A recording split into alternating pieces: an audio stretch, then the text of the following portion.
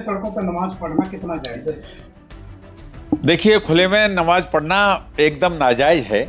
मैं अरब के कई कंट्री घूमा हूँ। अरब में भी मैंने देखा है कि मस्जिद के अंतर्गत ही नमाज पढ़ी जाती है।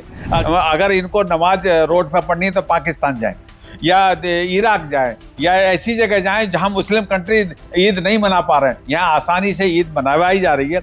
इतना प्रशासन लगता है। आप बताइए, हिंदुओं के लिए इतना प्रशासन लगता है कहीं?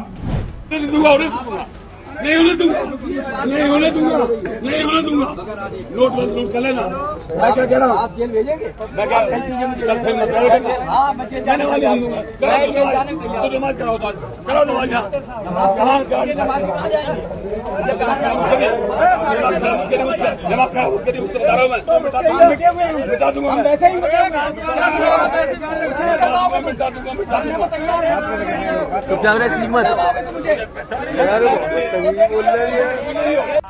उत्तर प्रदेश में ईद का त्यौहार वैसे तो देश के बाकी हिस्सों की तरह अमन चैन के साथ संपन्न हुआ, लेकिन कुछ जगहों से आई तस्वीरों और बयानों ने सियासी पारे को सातवें आसमान पर पहुंचा दिया।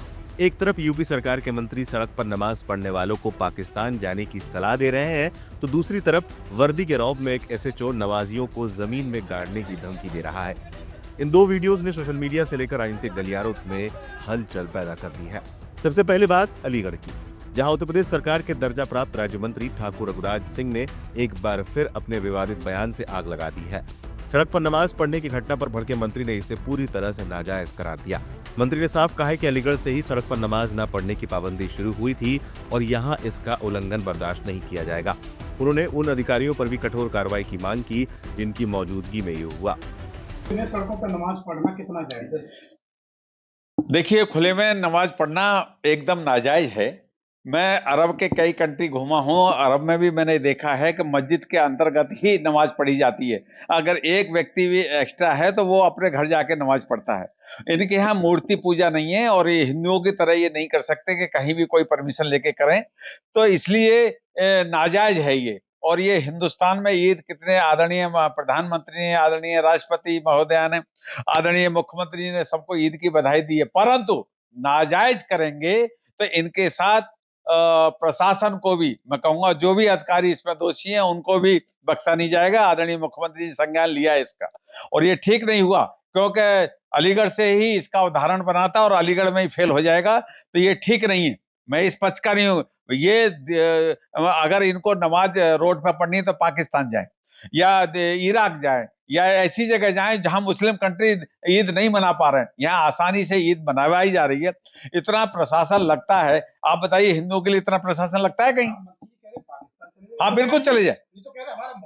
इनका कोई मौलिक अधिकार नहीं है। अगर यहाँ हिंदुस्तान में रहना है तो संविधान के अंतर्गत रहना पड़ेगा और संविधान के अंतर्गत ही कार्य करना पड़ेगा, चाहे नमाज हो चाहे ईद हो, उसका कोई मतलब नहीं है। ये अर्थ नहीं है कि किसी के घर को कब्जा कर लो या रोड को कब्जा कर लो, ये नहीं चल सकता। ये तो सामूहिक नमाज कराने की मांग कर रहे हैं। बिल्कुल नहीं, इनकी ये तो कुछ भी कहेंगे। ये थोड़ी है कि इनकी बातों को मान लिया जाएगा, और जो भी सक्षम अधिकारी दोषी पाए जाएंगे उनके बरखिलाफ भी कार्रवाई होगी। आदरणीय मुख्यमंत्री जी ने संज्ञान लिया है। नफरत और सख्ती की दूसरी तस्वीर मैनपुरी के कुरावली से सामने आई है। यहाँ ईदगाह में नमाज अदा करने जुटे लोगों के बीच जब पुलिस पहुंची तो मामला सुलझने के बजाय और बिगड़ गया। वीडियो में कुरावली के एसएचओ ललित भाटी पूरी सख्ती के साथ नमाज रोकने का ऐलान करते हुए दिख रहे हैं, लेकिन हैरान करने वाली बात कानून का पालन कराना नहीं बल्कि एसएचओ का लहजा था। जब ईदगाह के मुतवल्ली ने बात करने की कोशिश की तो पुलिस अधिकारी ने किसी फिल्मी विलन के अंदाज में धमकी दी। नहीं होने दूंगा, नहीं होने दूंगा, नहीं होने दूंगा। नोट कर लेना। मैं क्या कह रहा हूँ? आप जेल भेजेंगे? मैं क्या कल चीजें मुझे कल फिर मत हाँ, मैं जेल जाने वाली हूँ। तो नमाज कराओ, कराओ नमाज। कहाँ जाएंगे? जमा करा उसके लिए उससे बता रहा हूँ मैं। क्या करेंगे आप? मैं यहाँ तो हमेशा नमाज होती है, नमाज अरे सागर भाई आप आदेश दिखाइए, हमेशा होती है यहाँ पे। आप आदेश दिखाइए, हम बता देंगे।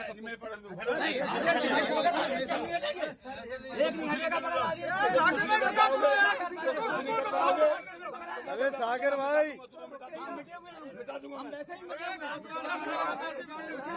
मिटा दूंगा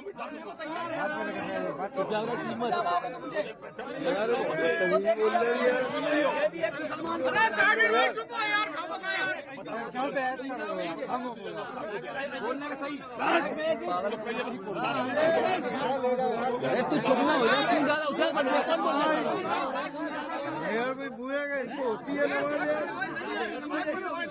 आप जो कहेंगे वो वीडियो बनाइए ये चौथे में नमाज पढ़ रहे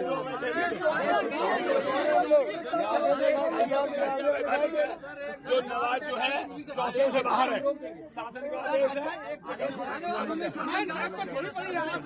आदेश है ये नमाज अवैधानिक रूप से पढ़ रहे हैं जबकि हमने परसों बताया था अंदर रहेंगे गेट के बाहर ये मैं बता रहा हूँ वीडियो बनाई मेरी आराम से ये इधर पढ़ रहे हैं जो हम नहीं पढ़ने देंगे और ये जबरदस्ती यहाँ नमाज पढ़ने से रोक रहे हैं कोई आदेश नहीं है इनके पास कोई आदेश नहीं है ये जबरदस्ती हम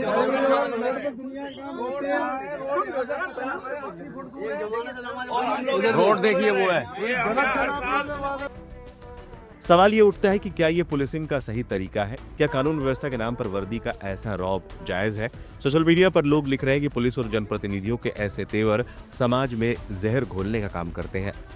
शांति व्यवस्था बनाए रखना पुलिस की जिम्मेदारी है, लेकिन जमीन में गाड़ देने जैसे डायलॉग किसी लोकतांत्रिक समाज में पुलिसिया कार्यप्रणाली पर बड़े सवाल खड़े करते हैं। मुख्यमंत्री योगी आदित्यनाथ ने सड़क पर नमाज न पढ़ने का सख्त निर्देश दिए हैं और ज्यादातर जगहों पर इसका पालन भी हुआ, लेकिन अलीगढ़ के मंत्री का बयान और मैनपुरी के दरोगा की बदजुबानी ने पूरे विमर्श को विवादों में डाल दिया।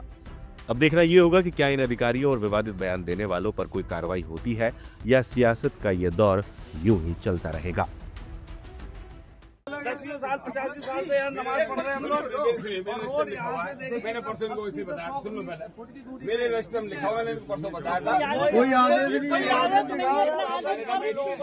हमारा चाह रहे हैं ये लोग मेरे और था गेट आप ये कहा सड़क पे नमाज नहीं पढ़ी है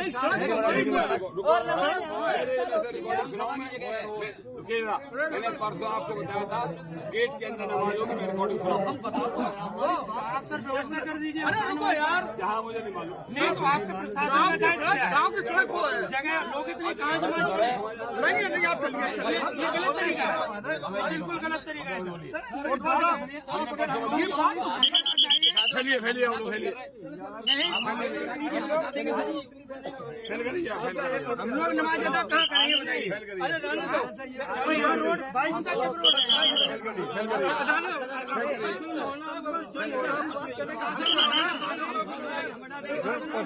और क्या